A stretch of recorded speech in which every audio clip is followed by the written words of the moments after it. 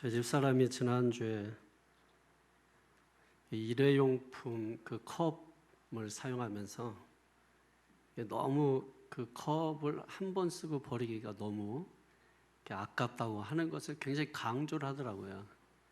그래서 옆에서 계속 듣고 있었는데, 그러면서 뭐 이것도 한 번 이렇게 마시고 또 버리는 게 또 뭐 환경적으로도 그렇고 뭐 그렇게 하더라고요. 그래서 제가 옆에서 듣고 있다가, 그래서 사람이 귀한 거야.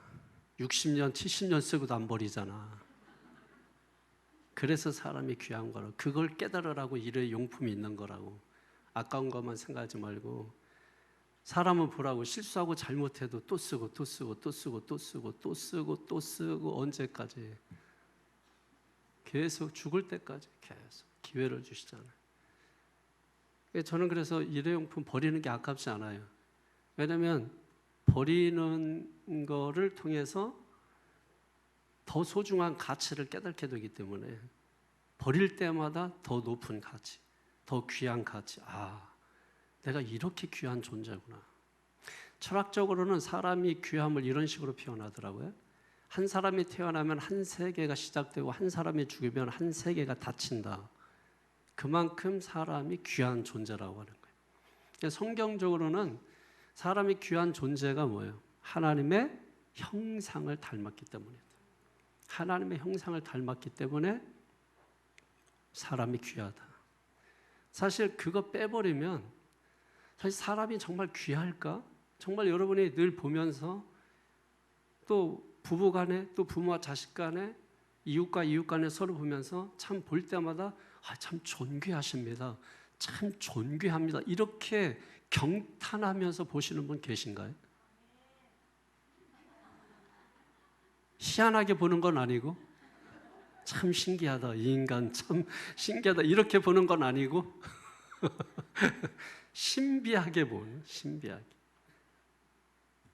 정말 존귀하게, 정말 라면 하신 대로 정말 존귀하게. 사람은 뭔가 소유적 존재가 아니거든요. 물질적 존재가 아니잖아요.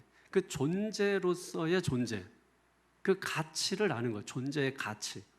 자식이 그냥 자식이니까 귀한 거지, 그 외에 뭐가 있어요?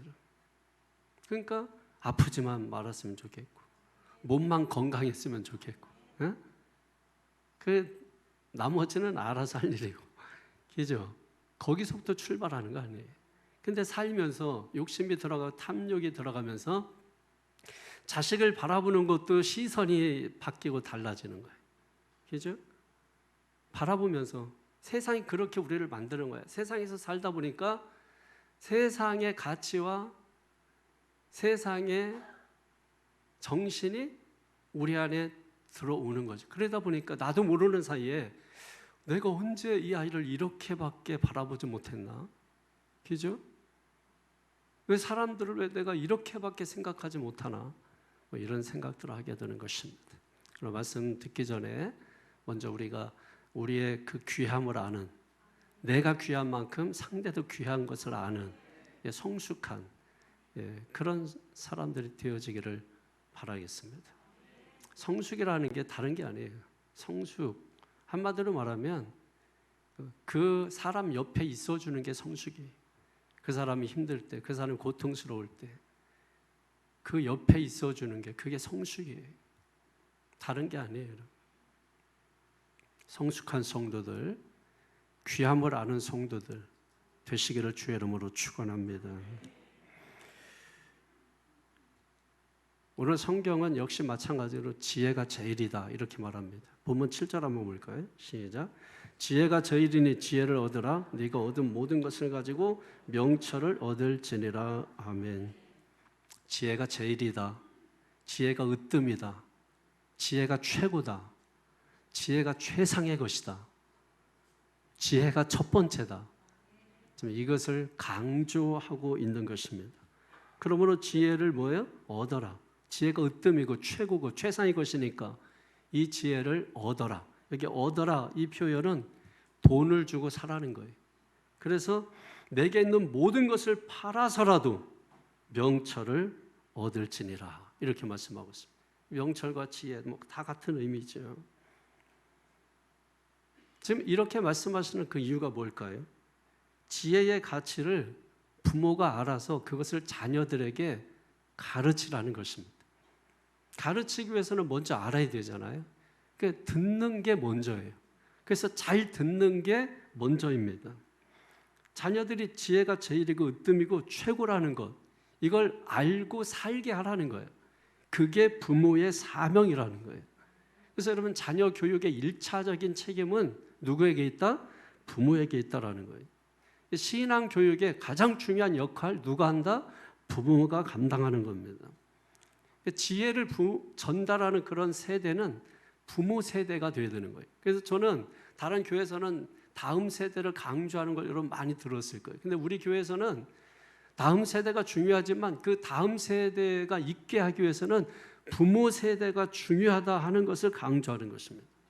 신명기 6장 7절에 보면은 네 자녀에게 부지런히 가르치며 집에 앉았을 때든지 길을 갈 때든지 누워 있을 때든지 일어날 때든지 이 말씀을 강론할 것이며 라고 말씀하고 있습니다.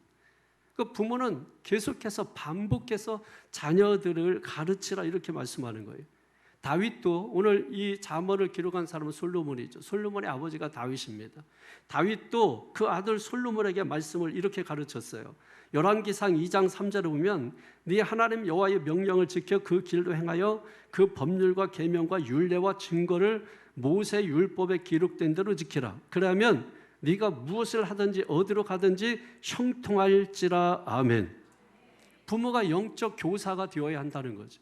다윗은 그 아들 솔로몬에게 영적 교사가 되었던 겁니다. 그래서 이제 솔로몬도 다윗의 예를 따라서 자기가 전수받고 전승받은 것을 지금 다른 사람들에게 그 전승을 해주고 있는 거예요. 자기가 배운 지혜를, 자기가 받은 그런 말씀들을 지금 다른 사람들에게 지금 전달해주고 있는 것입니다. 그것이 바로 부모의 사명이고 역할이라고 하는 것입니다. 우선 가정에서 부모가 자녀들에게 말씀을 가르쳐야 되죠. 그리고 교회에서 다음 세대들에게 또 시집가고 장가간 세대들도 있을 거 아니에요. 그런 사람들에게도 하나님의 말씀을 가르쳐야 된다라고 하는 거예요. 그러니까 부모가 가르치는 방법은 두 가지입니다. 하나는 언어적인 방법이 있고 비언어적으로, 하나는 삶으로 보여주면서 가르치는 방법이 있는 겁니다. 자녀들이 10살 전까지는 잘 받아들여요. 뭐든지. 부모님이 뭐 시키면 심부름도 잘하고 말하면 말도 잘 듣고 뭐 그렇게 합니다. 부모가 믿어버리죠. 이 아이가 커서도 계속 부모 말을 잘 들을 거라고 생각을 하는 거예요. 교회에서도 마찬가지예요. 10살 전까지는 교회 학교 때 예, 아멘도 크게 하고 막 박수도 그렇게 크게 하고 예배도 눈 동그랗게 뜨고 중학교 딱 올라가 보세요. 애들이 완전히 조폭이 돼요. 애들이 완전히 달라져요. 예배하는 태도나 이게 바로 방금 전 교회학교 때까지 6학년까지만 해도 그냥 막 아멘하고 박수치고 막 선생님 앞에서 그렇게 하던 아이들인데 불과 1년 사이에 무슨 일이 있었던 겁니까? 중학교 올라가면서부터는 완전히 바뀌어요. 왜 바뀌나요? 중학교 올라가면서는 뭡니까? 세상의 친구들을 만나기 시작하는 것입니다. 세상의 친구들을 만나면서 그 친구들로부터 이런저런 이야기를 듣게 되는 거죠. 그리고 세상 교육을 받잖아요. 교회학교에서 교회학교 선생님이 가르치는 말씀 듣고 막 할 때는 그 안에서 다 듣고 다 따르고 했단 말이에요. 근데 이제 이 아이들이 세상 교육을 받는 겁니다. 세상 교육은 기독교 교육과 정면으로 충돌하는 것들이 많아요. 그러다 보니까 이 아이들의 마음속에 반발심도 생기고 의심도 생기고 그러면서 부모님 말씀도 잘 듣지 않게 되는 것입니다. 그래서 말로만 해서는 아이들이 듣고 그런 나이가 아니라는 것이에요. 그래서 삶으로 보여줘야 된다는 거예요. 부모가 삶으로 보여주지 않으면 아이들은 더 이상 부모의 말을 따를 수가 없고 부모의 행동을 따라서 살지도 못합니다. 그러니까 부모의 행동, 삶이 아이들에게 각인이 돼야 되는, 각인이 될 정도로 자신의 삶을 보여줘야 되는 겁니다. 저는 습관이 하나 있는데 제가 어렸을 때 저희 아버지가 늘 한겨울인데도 그 부엌이 있고 부엌이 넓으니까 한쪽에 이제 그 수도가 따로 시설이 되어 있었어요. 그래서 그 수도에서 항상 그 찬물로 샤워를 하는 거예요. 겨울에, 한겨울인데도. 근데 그거를 매일 하시는, 매일 그렇게 씻고 매일 그 샤워를 하세요. 그 새벽 한 4시 정도 되면 물소리가 쫙쫙 소리 나요. 근데 보면 아버지가 거기서 찬물로 이렇게 샤워를 이렇게 하고 계시는, 그것도 새벽에. 그러니까 저는 지금도 새벽에 샤워하고 나오고 늘 찬물로 그 샤워하는 게 매일 그 씻는 게 습관이 된 거예요. 왜냐하면 그게 아직도 생각이 나요. 아버지가 찬물로 그냥 몸을 쫙 뿌리면서 샤워하는 모습이. 그러니까 저도 모르는 사이에 가만히 보니까 매일 그렇게 샤워를 하고 있더라고. 그게 뭐냐면 아버지가 어렸을 때 그 보여준 그게 제게는 각인이 된 겁니다. 저는 일찍부터 새벽 기도 했거든요. 중학교 때부터 새벽 기도를 해서 지금까지도 새벽 기도 하고 있는 건데, 왜냐하면 어려서 제가 교회를 다닐 때 그 권사님들을 따라서 제가 신앙생활을 했거든요. 친구를 따라서 신앙생활한 게 아니라, 왜냐하면 동네에 예수 믿는 친구가 한 명도 없었어요.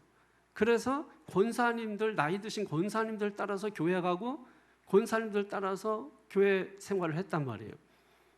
그러니까 권사님들이 새벽 기도하고 새벽에 막 소리내서 기도하고 뭐 이런 거를 보고 자랐어요.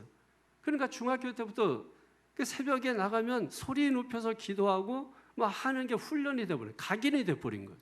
근데 지금도 마찬가지예요. 지금도 이제 목회한 지 30년 지나면 이제 입 안 벌리고 가만히 있다가 들어가도 될 건데 지금도 소리내서 기도를 하고 있는 거예요. 여러분, 그만큼 각인이 된 겁니다. 부모들은 자녀들을 가르치기 전에 자신을 점검을 해야 돼요. 나는 매일매일 말씀을 묵상하고 있는지, 나는 매일매일 하나님께 집중하면서 기도하고 있는지, 나는 삶 속에서 하나님의 말씀을 매일매일 적용하며 살고 있는지. 그러면 자녀들에게 영적 영향력이라는 게 있단 말이에요. 그 영적 영향력이 자녀들에게 가서 그 영향력을 받은 자녀들은 자신들이 하나님의 말씀을 매일 읽으려고 하고 기도에 집중해서 하나님과 관계하려고 하고, 그리고 더 나아가서 내가 말씀을 늘 내 삶 속에 적용하기 위해서 몸부림을 치면서 살게 되는 겁니다. 그래서 부모가 보여주는 것이 너무나 중요한 것이에요. 그래서 오늘 1절 이렇게 시작하죠. 시작. 아들들아 아비의 훈계를 들으며 명철을 얻기에 주의하라. 아들들아, 아들들아. 이건 솔로몬의 자녀이면서 동시에 이스라엘 모든 자녀 세대를 말하는 것이다. 그리고 오늘날 하나님을 믿는 모든 하나님의 자녀들을 의미하는 것입니다. 권면 내용이 뭐예요? 들으라, 주의하라. 들으라, 주의하라. 무엇이 떠올라요? 쉐마. 쉐마 같은, 쉐마 이스라엘이라고 하죠. 신명기 6장 4절. 들으라 이스라엘. 쉐마 이스라엘. 자, 그러면 지금 의도성 있는 거예요. 뭔가 지금 솔로몬이 들으라라고 시작하면서 뭔가 떠오르게 하는 거예요. 그게 뭡니까? 쉐마 이스라엘. 쉐마 교육은 이스라엘에게 있어서 너무나 중요한 것입니다. 그러니까 지금 솔로몬은 자기가 지금부터 하는 이 말이 쉐마와 같이 정말로 중요한 말씀을 하고 있다는 거예요. 그러니까 이것을 듣는 자녀들은 집중해서 중요하게 생각하고 들으라라고 하는 겁니다. 왜 이렇게까지 사전에 이게 중요하다, 쉐마 잘 들어야 된다 하면서 경각심을 울려놓고 하고자 하는 말을 시작하려면, 여러분 이런 거 있잖아요. 우리가 신앙생활 이렇게 하다 보면 타성에 젖는 거 있잖아요. 자녀들도 그냥 건성으로 교회 다니다 보면 뭐예요? 타성에 젖어버린단 말이에요. 그 타성에 젖어버리면 하나님 말씀을 들어도 그게 다 그렇고 그런 말씀으로 들려요. 성도들도 아마 교회에 이렇게 오랫동안 나오신 분들은, 타성에 젖은 성도들은 그냥 하나님 말씀이 그냥 그렇고 그냥 그런 말씀, 그렇고 그런 말씀, 그런 정도로 들려지게 되는 것입니다. 그러니까 지금 솔로몬은 그 자녀들에게 이 말씀을 시작하면서 굉장히 우려하고 있는 거예요. 안타까운 마음으로 우려하면서 이 말씀을 지금 전하고자 하는 것입니다. 그래서 이 모습 속에서 우리가 볼 수 있는 것이 뭐냐면, 이 솔로몬의 그 교육하고자 하는 그 태도, 교육하려고 하는 그 마음, 그 진지함을 엿볼 수 있는 것이죠. 교육에서 정말 중요한 게 진지함이거든요. 부모가 자녀를 교육할 때는 진지해야 됩니다. 그리고 자녀들도 부모의 말씀을 들을 때는 진지하게 들어줘야 됩니다. 이게 되지 않으면 교육 효과가 나타나지 않아요. 저는 오늘 말씀을 보면서 정말 놀라운 은혜를 받은 게 뭐냐면 사람은 잘 변화되지 않는다 하는 게 우리의 생각이잖아요. 그런데 오늘 말씀을 보다 보면은 사람은 변할 수 있다라는 것을 우리에게 보여줍니다. 그런데 그 전제 조건이 있어요. 나는 변화를 받아야 되는 존재라고 하는 것을 인정을 하고 받아들여야 된다는 거예요. 나는 변화 안 돼도 되는 사람, 나는 이대로 살아도 되는 사람, 이런 사람이 가장 악한 사람이에요. 그렇게 생각하고 있다면 당신이 제일 먼저 변화돼야 됩니다. 당신이 제일 빨리 변화돼야 됩니다. 당신이 변화되면 지금보다 몇 배, 1000배 그 가정은 천국이 되고 행복해질 수가 있는 거예요. 나는 변화 안 돼도 되고, 나는 이대로 살아도 되고, 나는 다른 거 안 들어도 되고, 나는 공부 안 해도 되고. 여러분, 이런 매너리즘에 빠지지 않게 되기를 바랍니다. 뭔가 늘 나는 부족하고, 여기도 3절에 두면은 유약한 외아들이었다. 유약한. 뭔가 배우지 않으면 안 되고, 뭔가 느끼지 않으면 안 되고, 뭔가 깨닫지 않으면 안 되는 그런 유약한 존재라고 하는 사실이 교육을 시작할 수 있는 시작이 되는 것입니다. 그것을 우리가 인지하면 누구라도 변할 수 있다. 누구라도 달라질 수 있다. 그래서 우리가 소망이 있는 거 아니에요? 말씀을 들어도 변화가 없다면 우리가 이 말씀을 굳이 반복해서 들어야 될 이유가 뭐가 있나요? 말씀을 듣고 또 듣고 반복해서 듣고 계속해서 교육하고 그렇게 하다 보니까 어느 순간인가 내 마음이 변하고 내 생각이 변하고 내 말이 변하고 언행, 심사 모든 것들이 확 변화되진 않는다 할지라도 점차적으로 점진적으로 변화되고 또 특별한 경우에는 180도 확 돌아버리는 경우도 있죠, 여러분. 그래서 확 변화되는 사람, 예를 들면 바울 같은 사람, 한순간에 다마스커스 도상에서 예수님 만나보러 한순간에 변화되잖아요. 그러니까 특별한 경우에요. 특별한 경우에 하나님이 급하게 쓰시기 위해서 특별한 경우에는 하나님이 그렇게 하시지만 대부분은 점진적으로 변화됩니다. 순차적으로 변화됩니다. 그러니까 중요한 것은 변화가 된다라고 하는 것입니다. 솔로몬이 강조하는 게 뭐예요? 두 가지죠. 훈계와 명철입니다. 훈계는 지혜와 연결되고 명철은 삶 속에서 경험하는 것입니다. 여러분, 우리가 물건을 사면 거기에 딸려오는 게 사용 설명서라는 게 있죠, 여러분. 그 잘 안 읽어보고 안다고 생각하고 그냥 무조건 버튼 눌러보다가 고장 나고서 전화해가지고 이거 어제 산 건데 이렇게 고장 났어요. 이거 잘못된 거 아니에요? 이렇게 말하시는 분들이 있죠. 사용 설명서대로 하면은 전혀 문제가 없습니다. 사용 설명서는 그냥 내팽개두고 자기의 경험과 자기의 생각으로 하다가 고장나게 만들어버리는 것이죠, 여러분. 마찬가지로 우리 삶에도 사용 지침서가 있다라고 하는 겁니다. 솔로몬 당시의 사용 지침서는 토라예요, 토라. 토라라고 하는 것은 창세기, 출애굽기, 레위기, 민수기, 신명기, 모세오경 5권의 책을 말하는 것입니다. 그러니까 그것을 말씀에 순종하며 살다가 깨달아지는 것, 이걸 명철이라고 말하는 것입니다. 그러니까 이 훈계, 즉 지혜 또는 말씀, 이 말씀을 내가 순종하며 살아가다가 뭔가 깨달아지는 것, 그게 명철인 줄로 믿습니다. 잠언 당시에는 성경책이 없었어요. 그때 당시에는 책이 너무나 귀한 것이죠. 그래서 이 부모 세대들은 이 말씀을 누가 들려주면 그거를 다 암송을 해버렸단 말이에요. 그래서 창세기, 출애굽기, 레위기, 민수기, 신명기 이거를 아예 다 통으로 다 암송을 해버렸어요. 그 부모가 암송한 것을 뭐예요? 자녀들에게 가르치는 겁니다. 그 가르친 내용을 2절에 선한 도리라고 말하는 거예요. 2절에 시작. 내가 선한 도리를 너에게 전하노니 내 법을 떠나지 말라. 그러니까 지금 부모도 그걸 암송해서 가르쳤으니 얼마나 진지함으로 가르쳤겠어요? 열정을 가지고 가르쳤습니다. 근데 자녀들이 그것을 함부로 거부하고 함부로 그것을 싫어버리고 그런 것들을 따르지 않게 될 때 그 부모의 마음이 안타까운 거죠. 왜? 내가 준비한 만큼 그것을 행하지 않을 때 더 답답함이 우리에게 몰려오는 것이잖아요. 그러니까 내가 선한 도리를 너에게 전하노니, 선한 도리를 너에게 전하노니 내 법을 떠나지 말라. 내 법이 선한 도리죠. 이게 선한 도리는 부모로부터, 즉 솔로몬의 아버지는 다윗입니다. 다윗은 당시에 존경을 받는 인물이에요. 그러므로 자기의 가르침은 자기의 창조적인 방법이 아니라 부모로부터 전승된 그런 가르침인 것이죠. 그러니까 그것을 가르칠 때 지금 솔로몬 자신은 이것이 쉐마와 같은 말씀이면서 이 말씀을 너희는 반드시 잊지 말고 기억하라, 무시하지 말고 거부하지 말고 받아들여라, 이걸 떠나지 마라. 이게 지혜의 말씀이다. 부모로부터 전수받은 권위가 있는 규범이다 라고 지금 말씀을 하고 있는 것입니다. 부모가 해야 할 일이 무엇인가? 오늘 성경 그걸 계속해서 우리에게 보여주는 부모의 역할, 부모의 사명. 여러분 부모가 자녀들이 이제 교회 와서 예배 드리고 이렇게 할 때 그냥 주일 지켰다 하는 것으로 만족하시는 분들이 너무 많아요. 그냥 교회만 갔다 오면 그냥 주일 지켰다고 생각하는 거예요. 그럼 예를 들면은 자녀가 이제 시험 기간입니다. 공부합니다. 밤새도록 했어요.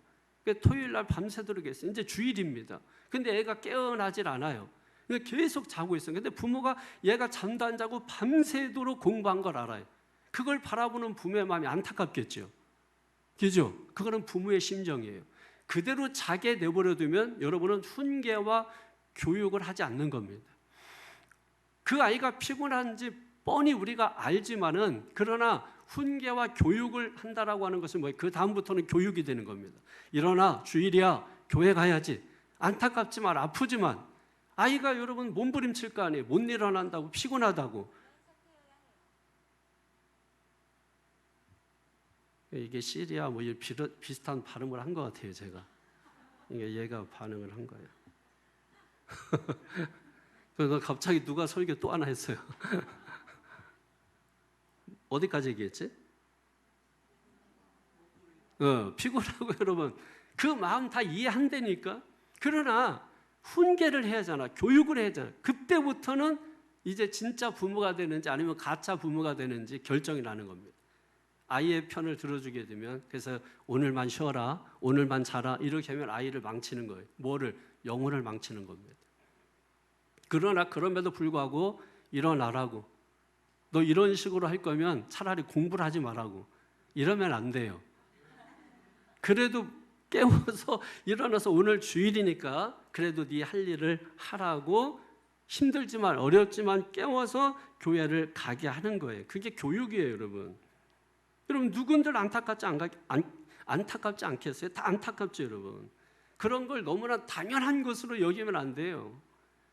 그 피곤하니까 못 갈 수도 있지, 당연하게 여기면 안 된단 말이에요. 하나님과 멀어지는 결과를 가져오는 것입니다.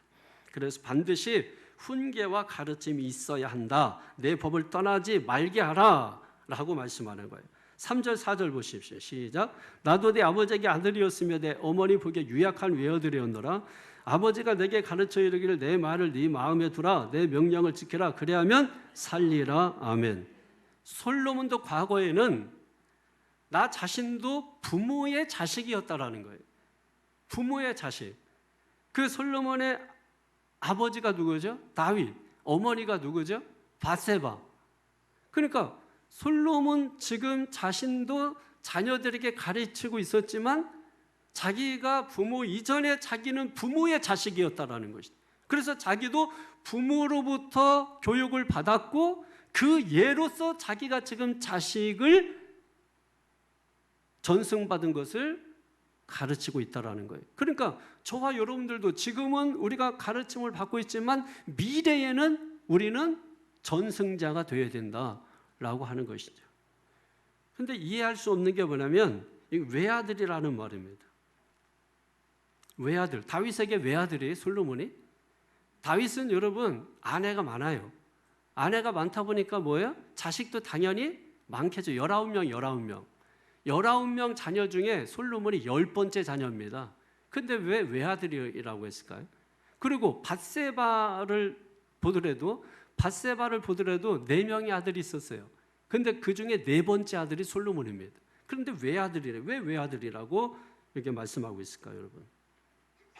이거는 지금 교육을 받고 있는 사람들을 하나밖에 없는 아들처럼 여기고 교육을 한다라고 하는 거예요. 여기 100명의 사람들이 말씀을 듣고 있지만 한 사람을 놓고 설교한다는 심정으로 설교한다는 말과 같은 거예요.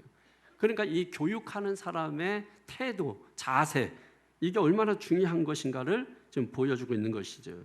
그러니까 솔로몬은 아버지 다윗으로부터 배운 것, 그걸 지키고 사는 겁니다. 그 결과로서 주어지는 게 뭐라고 말씀하고 있어요? 그리하면 살리라. 생명이죠. 영생이죠. 여러분, 영생도 과거적 영생이 있고 현재적 영생이 있고 미래적 영생이 있어요. 과거적 영생은 죄 사함을 받는 거죠. 현재적 영생은 평안이에요. 미래적 영생은 천국입니다. 그러니까 지금 현재적으로 우리 마음 가운데 평안이 없다면 우리는 천국을 누리지 못하는 거예요. 마음에 오히려 고통이 있고 괴로움이 있고 고난이 있으면 지금 지옥을 우리가 맛보고 있는 것이죠. 그러니까 말씀을 듣는 이유가 뭐예요? 지옥을 맛보고 있다면 거기서 벗어나라는 거예요. 벗어나서 천국을 우리가 맛보고 경험하며 살라고 말씀을 하고 있는 것입니다. 그러니까 여기 생명, 영생이라고 하는 이 개념은 단순히 생명이 연속된다라고 하는 그런 개념을 뛰어넘어서 내게 주어진 일상, 내게 주어진 모든 삶에 대해서 성실하게 수행하는 것을 말하는 거죠. 그러면 우리의 인생과 삶에 활력이 넘쳐나게 된다라고 하는 것이죠. 그게 산다는 거예요. 생기를 말하는 거예요. 그러니까 여러분의 삶에 생기가 넘칩니까? 활력이 넘칩니까? 활력이 넘쳐야죠. 살아있으면 활력이 넘쳐야죠. 살아있으면 생명이 넘쳐야 되잖아요. 활력이 넘치는, 생명이 넘치는 생기발랄한 여러분 되시기를 주의 이름으로 축원합니다. 솔로몬의 가르침은 뭐예요? 다 모든 것이 아버지 다윗으로부터 받은 것이다라고 말하는 거예요. 그러니까 위대한 솔로몬이 나온 거예요, 여러분. 여러 자녀들이 많은데 10번째 자식이고 4번째 자식인데 그 솔로몬이 존귀함을 받고 사람들에게 인정을 받아서 이스라엘 나라의 왕이 되었다라고 하는 겁니다. 그러니까 부모로부터 받은 전승, 트래디션, 이게 굉장히 중요한 것인 것이에요. 그러니까 유대인들은 이 전승을 굉장히 중요하게 생각을 하고 있는 것입니다. 여러분, 우리 설교 가운데 듣다 보면 기독교 명문 가정 만들어야 됩니다, 이런 얘기 하잖아요. 사실 제가 명문을 안 나와서 그런지 몰라도 별로 듣기 안 좋아요. 기독교 명문 가정이 뭘 보고 명문 가정이라는 거예요? 뭘 어떻게 하면 명문 가정이 됩니까? 여러분, 이걸 신앙적으로 풀어야 되겠네. 세상 얘기 듣고 그거 갖다가 말 붙여가지고 그런 식으로 가면 안 돼요. 오늘 말씀드리라면 기독교 명문 가정이 되는 거는 뭐냐면 전승이 있어야 돼요. 전승. 부모로부터 전승되는 기준이 있어야 돼요. 그 기준을 주지 못하면 자녀들은 여러분 그 다음이 없어요. 내가 떠먹여주는 밥 먹고 그게 끝이에요, 여러분. 그래서 전승이라는 것은 뭐냐면 그 부모 세대, 그 위의 세대, 그래서 여러 세대의 그 기준이 전승돼서 내려오는 거예요. 이스라엘 백성들에게는 그게 토라예요. 그 토라가 그 위에서부터 계속해서 수천 년의 역사를 거쳐서 전승되어 있는 거예요. 그래서 히브리인들의 삶에 있어서 이 전승은 위대한 겁니다. 그래서 명문 집안이 나오는 거예요, 여러분. 근데 우리도 기독교 명문 가정 이런 거 이야기합니다. 그러면 돌아봐야 돼요. 우리가 수대를 거쳐서 내려오는 기준이 있냐는 거예요. 아니면 위에서부터는 없고 나부터 예수 믿었다면 나부터 자녀에게 지금 전승시켜주는 어떤 기준이 있느냐는 거예요.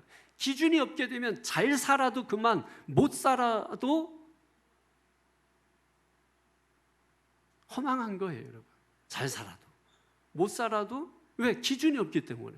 그러니까 아닌 말고식으로 살게 되는 거예요. 그래서 분명한 기준을 세워주는 게 자녀들에게 있어서 앞으로 살아가야 될 삶의 방향, 기준, 이런 것들을 분명하게 만들어주는 것이죠.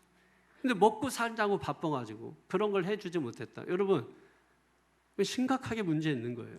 교사가 내가 먹고 사는 게 바빠서 아이들에게 잘 제대로 못 가르쳤습니다. 그러면 그런 교사에게 누가 여러분이 맡기겠습니까? 자녀들을.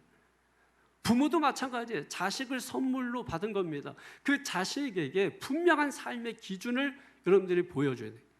열심히 공부해서 그냥 성공해라. 여러분, 열심히 공부한다고 해서 다 성공하는 게 아니에요.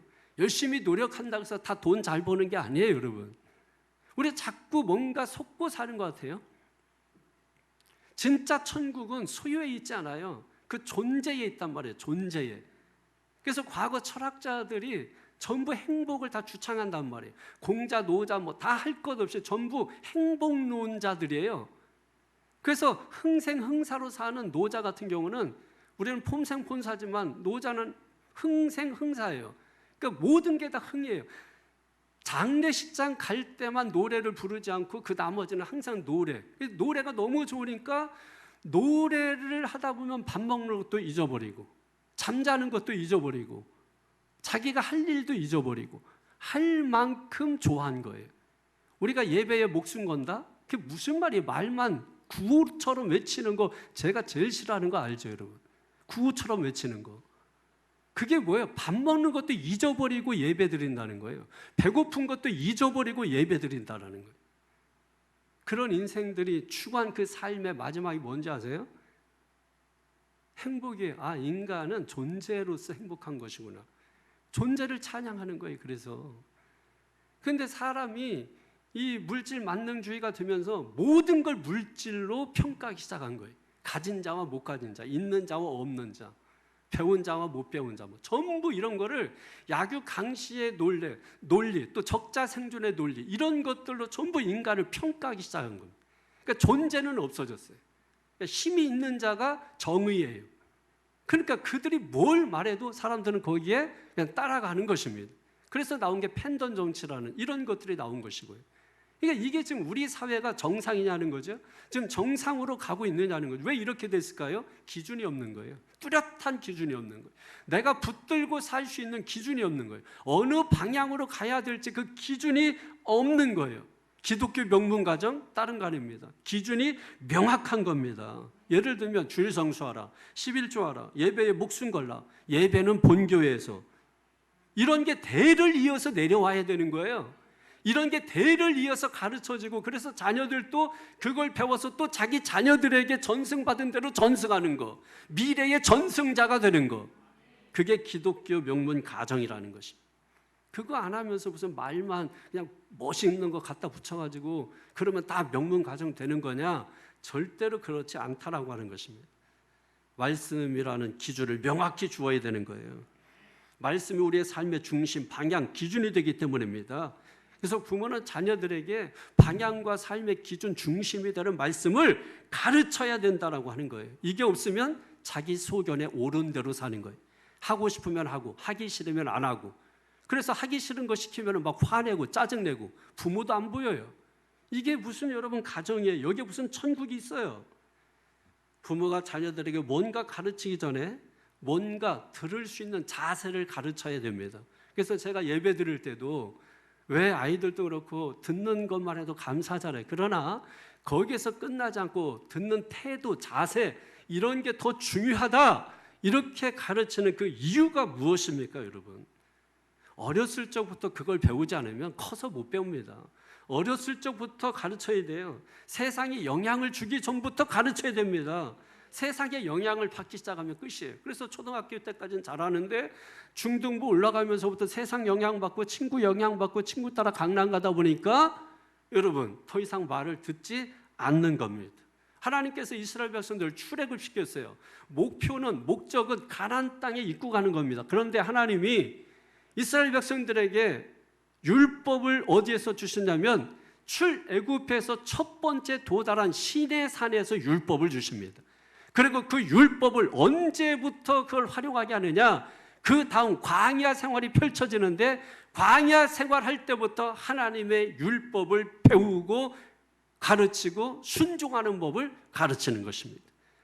그걸 다 한 후에 가나안 땅에 들어가게 하신 거예요, 여러분. 항상 자녀들은 들을 수 있는 자세를 갖춰야 돼요. 듣지 않는 거. 부모가 말해도 듣지 않고 부모가 말해도 씹어버리고 부모가 말해도 귓등으로 듣고 부모가 말해도 몇 번이나 반복하게 하고 그러니까 부모 말이 먹혀 들어가지 않는다 그러잖아요. 말이 먹혀 들어가지 않으면 끝난 겁니다. 관계는. 그냥 법적인 관계 유지하고 사는 거예요. 그게 관계인가요? 법적인 관계 유지하고 사는 게 얼마나 불행한 거예요. 인격적인 관계를 우리가 유지하면서 우리가 살아야 되는 거 아니겠어요? 여러분, 사무엘은 어려서부터 부모가 성전에 맡겼죠. 그러다 보니까 엘리라는 제사장과 함께 생활을 하게 됐습니다. 그래서 엘리 제사장의 말씀을 잘 들으면서 성장을 했어요. 어느 날 하나님의 음성이 하루에 4번 들렸습니다.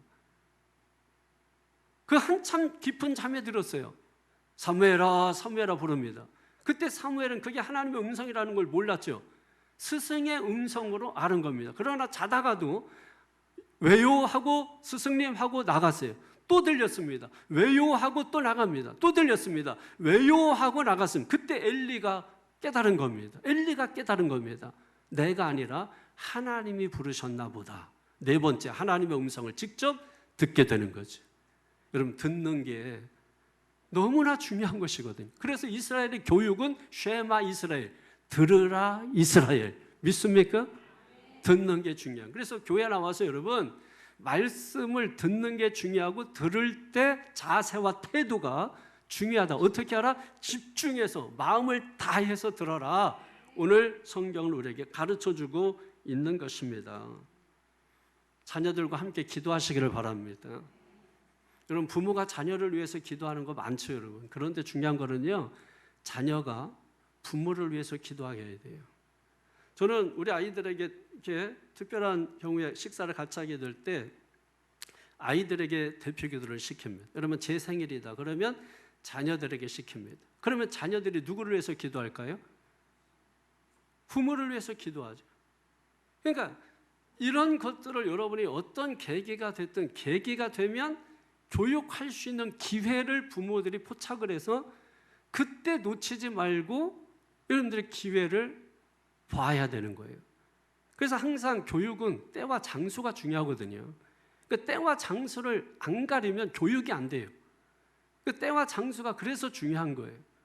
그럼 여러분, 어떤 기회가 주어졌을 때 그 기회를 잘 선용할 수 있게 되기를 바랍니다.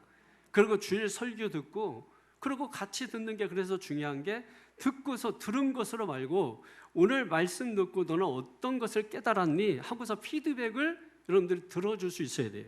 그리고 자녀들은 그 피드백을 말하게 해야 되고, 아이들이 처음에는 이게 귀찮죠, 막 힘들죠, 막 왜 자꾸 나를 괴롭게 하냐고, 그러려면 나를 왜 낳냐고 막 그렇게 할 수도 있겠지만은 여러분, 이게 반복되고 이게 하잖아요. 그럼 시간 가는 줄 모릅니다.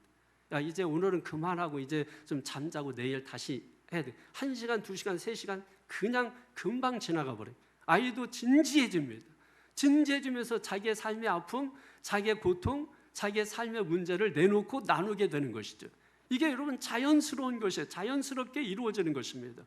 그러니까 새벽까지도 얘기가 계속해서 진행되는 거예요. 계속해서 그 이야기가 끊어지질 않는 것입니다, 여러분. 이것이 어느 날 하루 해서 되는 게 아니에요. 인내심을 가지고 우리가 계속해서 주신 말씀 얼마나 좋아요. 우리가 삶에서 만들어나는 이야기는 그렇게 많지 않잖아요. 그런데 말씀을 통해서 주시는 말씀들은 우리가 얼마든지 인생을 살면서 나눌 수 있는 것들이 많거든요. 이런 기회들을 왜 우리는 갖다 버립니까? 그래서 집에 돌아가서 우리가 저녁 시간에든 언제든 그래서 말씀을 서로 이렇게 잠깐만 나와봐라 해서 테이블에 앉게 하고, 그래서 같이 여러분 가족들과 함께 그런 이야기들을 주고받는 삶이 얼마나 복돼요. 얼마나 아름다워요. 얼마나 멋져요, 여러분. 가정의 규칙 뭐 이런 것도 중요하죠. 그런 걸 가르쳐야 되고, 성경 말씀 가르쳐야 되고, 그리고 피드백을 함께 들어주는 것도 필요하다. 이게 얼마나 중요한 것인가를 여러분 알았으면 좋겠습니다. 5절에서 9절 같이 한번 보겠습니다. 5절에서 9절까지 시작. 지혜를 얻으며 명철을 얻으라. 내 입의 말을 잊지 말며 어기지 말라. 지혜를 버리지 말라. 그가 너를 보호하리라. 그를 사랑하라. 그가 너를 지키리라. 지혜가 제일이니 지혜를 얻으라. 네가 얻은 모든 것을 가지고 명철을 얻을지니라. 그를 높이라. 그러면 그가 너를 높이 들리라. 만일 그를 품으면 그가 너를 영화롭게 하리라. 아멘. 5절을 보면 지혜와 명철을 얻으라 그랬죠. 얻으라. 이게 얻으라라고 하는 것은 뭐냐면 이 지혜와 명철을 매매 대상으로 지금 비유한 거예요. 매매 대상으로. 그러니까 좋은 물건을 얻기 위해서 우리가 어떤 돈을 투자하고 물질을 투자하듯이 지혜와 명철도 그런 자세로 얻으라, 이렇게 지금 말씀하고 있는 거예요. 그러니까 지혜와 명철이 얼마나 소중하고 귀하고 복되고 최고고 으뜸인가를 지금 말씀하고 있는 것이죠. 그리고 잊지 말며 어기지 말라 이렇게 말씀. 잊지 마라. 마음에 간직하라. 그래서 암송한 거예요. 이 유대인들은 잊지 않게 해서 암송을 한 거예요. 암송. 아니 나는 머리가 나빠서 막 돌대가리라 암송이 아니에요. 돌은 새겨놓으면 지워지지 않는다니까. 그러니까 어렵고 힘들게 딱 새겨놓기만 하면 지워지질 않아요. 그러니까 중요한 것은 누구나 암송할 수 있습니다. 그래서 제가 어떤 성도들에게는 상담하다가 여기 이 말씀을 꼭 암송하세요. 저 말씀을 암송하세요. 제가 한번 그 뒤에 묻고 싶은데 제가 묻질 못해. 왜? 두려워. 순종 안 했을 거를 내가 확인할까 봐. 분명히 암송을 하라고 했으면 그거를 뭐예요? 준엄한 하나님의 말씀으로 받고 그러고 나서 그 말씀을 내가 밥을 못 먹더라도 그걸 암송을 해야 되거든요. 그렇게 해놓으면 그 말씀이 내 속에 양약이 돼서 그 말씀이 안에서 활동을 한다니까요. 말씀은 살았고 운동력이 있기 때문에 좌우의 날선 검보다 예리한 말씀으로 우리의 심령과 관절과 골수를 쪼갠단 말이에요. 그게 말씀의 힘의 운동력이에요. 근데 말씀을 보기만 해, 밥을 보기만 해, 음식을 보기만 해.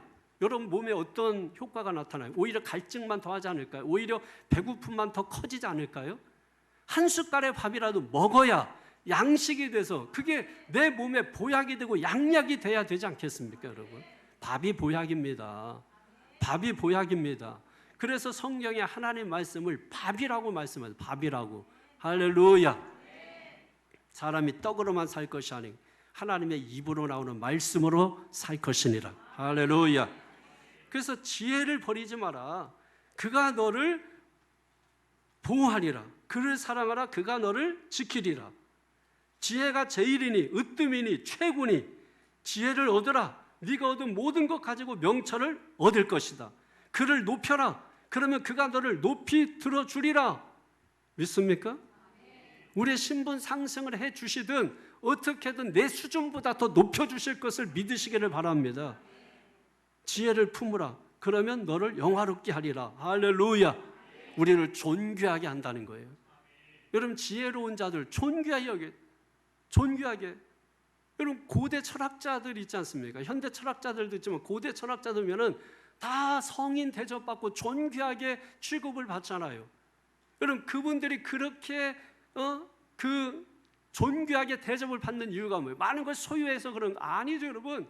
오히려 그 사람들은 재상이 될 수 있는 자리도 박차고 내가 그냥 제사상에 올라가는, 그러니까 몇 년 잘 먹다가 제사상에 올라가는 그런 소가 되는 것보다 늘 매일매일 자기들은 그냥 행복하게 사는 거를 원해서 제상 자리도 다 포기하고 그리고 자기가 얻을 수 있는 부귀 영화도 다 포기하고 버린 사람들 철학자들이거든요. 그리고 그들은 인생을 예찬했단 말이에요. 그 존재로서 아무것도 갖지 않아서. 그래서 우리나라 그 철학 영향을 받아서 나온 게 넉마주의라는 게 있단 말이에요. 그 여러분 그냥 책 두꺼운 거 몇 개 여기 미야카에다 싣고 다니면서 그거 보고 있으면 거진데 멋있어. 양복 잘 차려입고 어디 가는 사람보다 미야카에 앉아서 철학책 딱 두꺼운 거 펼쳐놓고 쓰레기 주우면서 여러분 휴지 주우면서 이렇게 있는 그 사람들의 삶이 멋있어요. 지금도 저는 그걸 동경해요. 얼마나 멋있습니까, 여러분? 그게 멋있게 보여질 때 비로소 우리가 눈을 뜨는 거예요. 눈을 뜨는 거예요. 지혜를 버리지 마십시오. 지혜는 예수님이에요. 예수님. 그러므로 예수님을 버리지 마십시오. 그러면 예수님이 보호해 줄 겁니다. 예수님을 사랑하십시오. 예수님이 우리를 지켜줄 겁니다. 예수님을 높이십시오. 그가 우리를 높여주실 것입니다. 예수님을 품으십시오. 그가 우리를 존귀하게 하실 것입니다. 결국 예수님과 동행하는 삶의 끝은 하나님 아버지가 주시는 뭘 받아요? 면류관을 받게 될 것이다. 9절 다 같이 한번 다시 읽어 시작. 그가 아름다운 관을 네 머리에 두겠고 영화로운 면류관을 네게 주리라 하셨느니라. 아멘. 이건 왕의 대관식 때 쓰는 모자를 말합니다. 왕관이죠, 왕관. 왕관은 보호를 의미하는 겁니다. 최고의 영화를 누리는 걸 말합니다. 영향력 있는 삶을 의미하는 것입니다. 여러분 자녀들에게 전승된 지혜를 가르치면, 목사가 전승한 것을 여러분들이 다시 자녀들에게 전승하면 그 자녀들이 영향력 있는 삶을 살게 될 것이라는 거예요. 최고의 영화를 누리게 될 것이라는 거예요. 지혜롭고 존중받는 삶을 살게 될 것이라는 것입니다. 그러므로 지금도 여러분 내가 드는 그 복음, 그 복음의 핵심, 그것을 자녀들에게 평생 한 번 전하고 마는 게 아니라 시간 날 때마다 기회 있는 대로 그 자녀가 복음은 이것이고 복음을 자기 스스로 표현할 수 있고 맞닥뜨릴 수 있을 정도로 복음을 계속해서 자녀들에게 설명해 주면 그런 자녀는 결코 망하지 않는다. 하나님이 높여주신다. 하나님이 세워주신다. 하나님이 수직으로 끌어올려 주신다는 것이. 이게 제 얘기인가요? 다 성경에 있는 거 아닙니까? 우리는 성경을 믿고 사는 사람들 아닙니까? 성경을 하나님의 말씀으로 믿고 우리가 살아가는 사람들 아니에요? 그 말씀을 믿음으로 우리가 순종하면서 살아갈 때 깨달아지는 게 지혜와 명철인 것입니다. 이걸 소유하고 살아가는 여러분뿐만 아니라 자녀들도 다 영광의 면류관을 받아 쓰시기를 주님의 이름으로 축원합니다. 그런 삶을 살 수 있도록 하나님이 우리에게 은혜를 주시는 것이고, 그래서 살다가 넘어져도 은혜가 있기 때문에 다시 일어서게 되는 것이고, 믿습니까? 오직 다 사라져도 오직 남는 것은 주님의 은혜밖에 없습니다. 이걸 위해서 우리 최선을 다해서 자녀들에게 지혜를 가르치는 저와 여러분 되기를 다시 한번 주님의 이름으로 축원합니다. 기도하겠습니다. 거룩하신 아버지 하나님 감사합니다. 오늘 이 시간도 하나님의 성령께서 함께하사 우리 믿음의 부모들에게 오늘 부모의 역할과 사명이 무엇인가를 다시 한번 점검하고 깨닫는 시간이 되게 해주시고, 깨달을 뿐만 아니라 그걸 우리의 삶에 적용할 수 있도록 은혜를 더하여 주시옵소서. 말씀을 대하는 자녀들도 올바른 태도와 올바른 자세로 그 말씀을 듣게 도와주시옵시고, 들은 말씀을 믿음으로 순종하며 살아갈 때 하나님께서 그 인생을 영향력 있는 삶을 살게 할 뿐만 아니라 가장 높은 곳에 올려주셔서 하나님의 영화로운 삶을 맛보게 하실 줄로 믿습니다. 이 모든 은혜를 우리 사랑하는 새찬저 교회의 그 부모된 성도들과 자녀된 우리 형제 자매들이 다 누리며 살아갈 수 있도록 하나님 이 시간 축복하여 주시옵소서. 영광 돌리며 우리 주 예수님 이름으로 간절히 기도하옵나이다. 아멘.